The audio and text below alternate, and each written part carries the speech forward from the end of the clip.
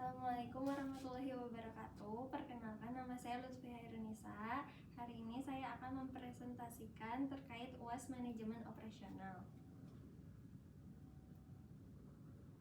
Kasus 1 terkait pola produksi. Seperti gambar di dalam TV ini, kasus pola produksi yang pertama adalah PT Muzak mempunyai pola penjualan per triwulan dalam unit sebagai berikut. Triwulan pertama, permintaannya unitnya 250. Triwulan kedua 400, triwulan ketiga 1050, dan triwulan keempat 450. Perusahaan akan memenuhi penjualan tersebut dengan salah satu alternatif pada produksi berikut ini. A. Pola produksi konstan pada tingkat 500 unit per triwulan. B. Pola yang bergelombang dengan mengikuti pola penjualan. Yang C. Pola produksi moderat dengan ketentuan bahwa untuk triwulan 1 dan 2 berproduksi pada tingkat 450, sedangkan pada triwulan ketiga dan 4 memproduksi sampai 850 unit. Informasi yang lainnya adalah 1. Kapasitas maksimumnya 1000 unit. Yang kedua ada biaya simpannya 100. Yang ketiga biaya perputaran tenaga kerja sebesar 4000. Untuk setiap kenaikan dikenakan biaya subkontrak 2000. Dan yang keempat upah lemburnya sebesar 1000 rupiah. Saya akan menjawab pertanyaan. Yang pertama adalah pola produksi konstan. Biaya perputaran tenaga kerja. Dalam produksi konstan tidak ada biaya perputaran tenaga kerja. Yang pertama ada biaya simpan. Pada triwulan 1 kita memproduksi 500 unit, sedangkan permintaan sebesar 250 unit. Kelebihannya harus disimpan dan menanggung biaya simpannya, yaitu 250 dikali 100 sama dengan 25.000. Yang B, pada triwulan 2 produksi kita tetap 500, permintaannya sebesar 400, terdapat kelebihan 100 unit. Di samping itu, kelebihan produksi triwulan 1 dan 2 masih harus disimpan juga. Oleh karena itu, kita harus menanggung beban biaya simpan triwulan 1 sebesar 250 unit dan triwulan 2 100. Jadi total kelebihan tersebut sebesar 350 unit. Dan menjadi biaya penyimpanannya pada triwulan 2 350 dikali 100 sama dengan 35.000. Yang C, pada triwulan ketiga produksi tetap 500, padahal permintaannya menjadi 1050. Berarti terjadi kekurangan sebesar 550. Akan tetapi, kita memiliki persediaan sebelumnya, yaitu 350 unit. Oleh karena itu, kekurangannya adalah 550. Kekurangan ini tidak menimbulkan biaya simpan, tetapi juga harus ditutup dengan subkontrak dari perusahaan lain. Pada triwulan 4, produksi masih tetap 500, sedangkan permintaan menjadi 400. Sehingga berakibat terjadi overproduksi sebesar 100 unit.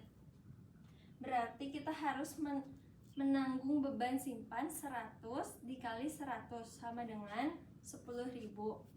Oleh karena itu, maka total biaya yang ditanggung adalah triwulan 1 25.000, triwulan 2 35.000, triwulan 3 karena harus menanggung biaya subkontrak menjadi tidak ada. Triwulan 4 10.000 dan jumlahnya menjadi 70.000. Biaya subkontrak. Biaya subkontrak terjadi apabila mengalami kekurangan produksi. Untuk menutupi permintaan, hal ini terjadi pada triwulan 3. di mana produksi hanya 500 unit ditambah persediaan sebesar 350. Jumlah tersebut tidak mampu menutupi permintaan kebutuhan sebesar 1050 unit. Sehingga terjadi kekurangan 200 unit. Jumlah tersebut harus disubkontrakkan pada perusahaan lain dan akan menanggung biaya beban subkontrak sebesar 200 dikali biaya besar subkontraknya adalah 2000 sama dengan 400.000. Jadi rekapitulasi biaya bagi pola produksi konstan adalah untuk biaya perputaran tenaga kerjanya seperti di awal tidak ada. Yang B, biaya simpannya sekitar 70.000. Yang C, biaya kerja lemburnya juga sama, tidak ada. Yang D, biaya subkontraknya 400. Jumlahnya sama dengan 470.000 rupiah. Yang kedua, pola bergelombang. Biaya simpan sama seperti biaya pola produksi konstan, yaitu tidak ada biaya simpan.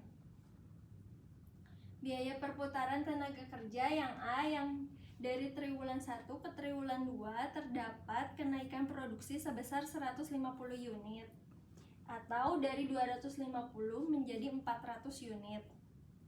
Oleh karena itu, tidak ada biaya perputaran tenaga kerja dikarenakan tidak sampai 200 unit.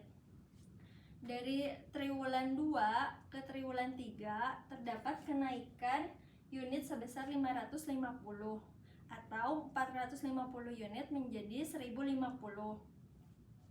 Oleh karena itu, ini menanggung biaya perputaran tenaga kerja sebesar 700 dikurangi 400 dikali 4.000 sama dengan 1.200.000 rupiah. 1.200.000 rupiah. Dari triwulan 3 ke triwulan 4 terdapat penurunan produksi dari 1050 unit menjadi 450 unit. Keadaan ini mengakibatkan pengurangan tenaga kerja. Biaya kerja lembur. Biaya kerja lembur terjadi pada triwulan yang ketiga, di mana produksi mencapai 1050 unit atau 305 unit di atas batas kerja lemburnya. Oleh karena itu, biaya kerja lembur sebesar 1000 dikurangi 700 dikali 1.000 rupiah sama dengan 300.000. Biaya subkontrak pada triwulan ketiga permintaan adalah 1050 unit, sedangkan produksi tidak bisa melebihi kapasitas maksimum 1000. Oleh karena itu, kekurangan 50 unit dan harus ditutupi dengan subkontrak yang ditanggung. Subkontrak yang ditanggung adalah 50 dikali 2.000 rupiah sama dengan 100.000. Rekapitulasi biaya bagi pola produksi bergelombang adalah biaya perputaran tenaga kerjanya 1.200.000, biaya simpannya tidak ada, biaya kerja lembur 300.000 dan biaya subkontrak 100.000. Maka jumlahnya adalah 1.400.000. Pola moderat. 1. Biaya perputaran tenaga kerja. Dari triwulan 1 ke triwulan 3 terdapat kenaikan dari 450 menjadi 850 unit dengan kapasitas produksi 700. Oleh karena itu, terdapat biaya perputaran kerja 700 dikurangi 450 dikali 1.000 rupiah sama dengan 250.000 rupiah. Biaya simpan pada triwulan 1 kelebihan produksi yaitu 400 unit sama dengan dikurangi 250 unit sama dengan 150 unit. Jadi harus menanggung biaya beban biaya simpan sebesar 150 dikali 100 sama dengan 1.500. Pada triwulan 15.000, pada triwulan 2 permintaan 400 unit, sedangkan diproduksi hanya 450 unit. Kekurangannya ditutupi dari persediaan triwulan 1 sebesar 150 unit, sehingga masih harus menyimpan barang sebesar 200 unit atau 200 dikali 100 sama dengan 20.000. Yang C, pada triwulan 3 produksi sebesar 850 unit, sedangkan permintaan sebesar 1050 unit. Jadi kekurangannya sebesar 200 unit. Jadi tidak ada biaya simpan karena ditutupi oleh sisa simpanan dari triwulan yang kedua. Pada triwulan 4 terdapat kelebihan produksi sebesar 850 unit, sedangkan permintaan hanya 450 unit. Ini menanggung beban simpan, biaya simpan 400 dikali 100 sama dengan 40.000. Jadi total biaya simpan yang terjadi adalah triwulan 1 15.000, triwulan 2 20.000, triwulan 3 tidak ada biaya simpan, triwulan 4 40.000, totalnya adalah 65.000. Kita akan menghitung biaya kerja lembur. Kerja lembur terjadi pada triwulan 3 dan triwulan keempat karena pada saat itu produksi melebihi 700 unit. Jadi masing-masing triwulan menanggung lembur di atas kelebihan 700 unit sebesar 1.000 per tiap unitnya. Pada triwulan 3 biaya kerja lemburnya 850 dikurangi 700 dikali 1.000 sama dengan 150.000. Untuk pada triwulan 4 850.000 dikurangi 700 dikali 1.000 sama dengan 150.000. Jadi jumlah biaya kerja lemburnya adalah 300.000. Ini adalah rekapitulasi biaya bagi pola produksi moderat. Biaya perputaran tenaga kerjanya adalah 250.000. Biaya simpannya sekitar 65.000 dan biaya kerja lemburnya 300.000. Jadi jumlahnya 573.000. Total biaya atau incremental cost masing-masing pola produksi adalah 1. Pola produksi konstan sama dengan 470.000. Yang kedua, pola produksi bergelombang yaitu 1.400.000. Dan yang ketiga, pola produksi moderat sama dengan 573.000. Untuk pola produksi yang memiliki incremental cost yang efisien adalah pada pola produksi konstan.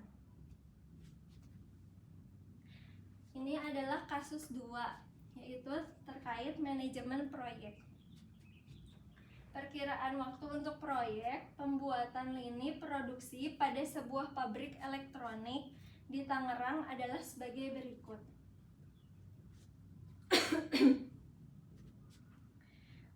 Kita diminta untuk menggambarkan jaringan proyek, hitung slack time dan tunjukkan jalur kritisnya. Seperti gambar di samping, bahwa seperti di tabel, A waktunya adalah 6. Jadi A adalah 6 waktunya. B 7. Waktunya 7. Jadi B 7. Saya simbolkan nomor 1 ada A dan B.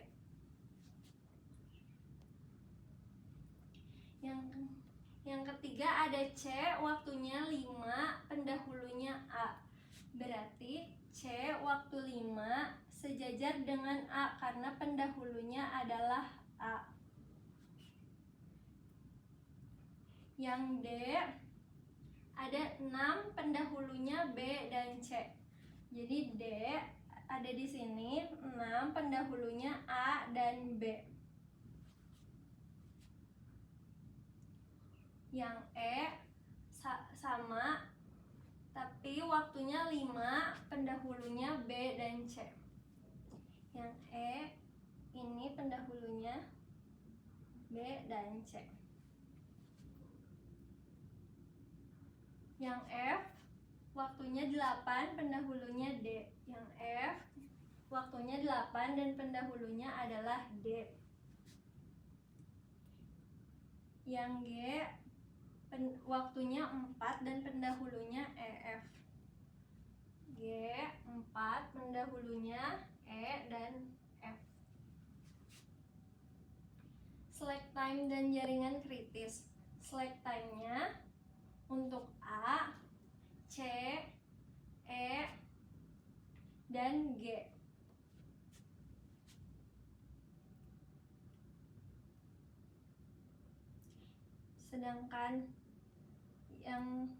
Sedangkan waktunya dihitungnya tadi slack time-nya A 6, C 5, E 5, dan G 4. Jadi jumlahnya 20. Untuk jalur yang kedua, A, C, F, G. A, C, F, dan G. Dengan jumlah 6 ditambah 5 ditambah 8 dan 4 sama dengan 23. Jalur yang ketiga, B, D, F, dan G. 7, 6, 5, 4 sama dengan 22. B, D, E, dan G. Maaf, terbalik. B, D, E, G. 7, 6, 5, 4 sama dengan 22. B, D, F, G. 7, 6, 8, 4 sama dengan 25. Seperti terlihat dari sini, jalur kritis proyek. Jadi, jalur kritis proyek tersebut adalah B, D, F, G. Jadi jalur kritis proyek itu adalah dengan waktu yang paling lambat. Sekian presentasi dari saya. Saya ucapkan terima kasih. Mohon maaf bila pengucapan saya masih terbata-bata. Wassalamualaikum warahmatullahi wabarakatuh.